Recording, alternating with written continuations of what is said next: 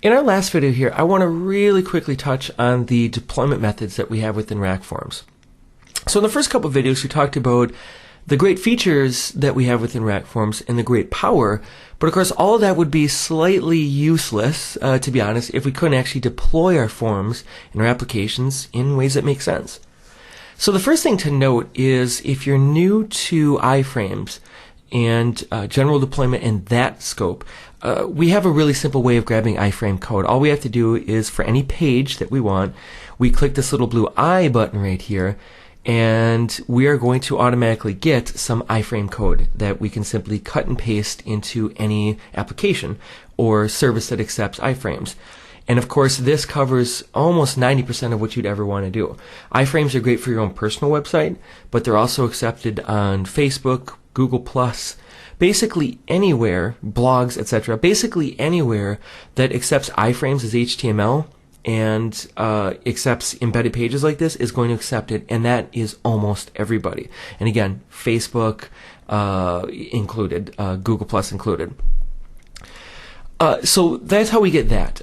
We also have the iframe pop-up method. And what's really neat about this is if we're ever building a really quick contact form, RackForms is just going to go in and it's going to create all the code for us to do that. And so all we have to do is click that little P button, and then it gives us 3 code blocks and tells us where to place these code blocks in so that our form is a pop-up on our page. And again, the effectiveness of this is usually for smaller forms, real quick contact forms, provide us your email address. But this will again work anywhere that JavaScript, simple JavaScript and iframes is accepted. Finally, we also have a couple advanced methods.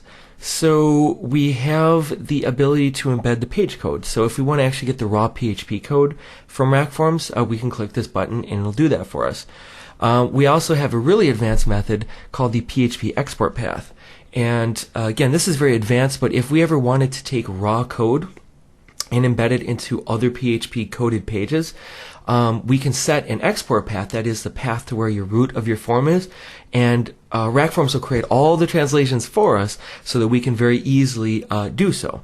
Again, that's an advanced method. Most of the time we're going to be using iframes, but it's there if we need it. And once again, that's one of the key principles of RackForms, is always giving you the option.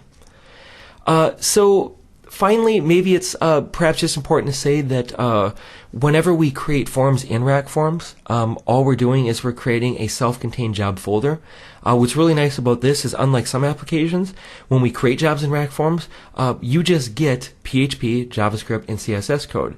And so if you're creating a form for a client, you don't have to worry about running RackForms on your server. All you have to do is package up that folder, and you can literally just give that to them, and now they have a copy of the entire form.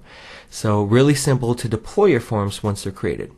So anyway, that's just a really quick look. There's more documentation, of course, on our documentation area.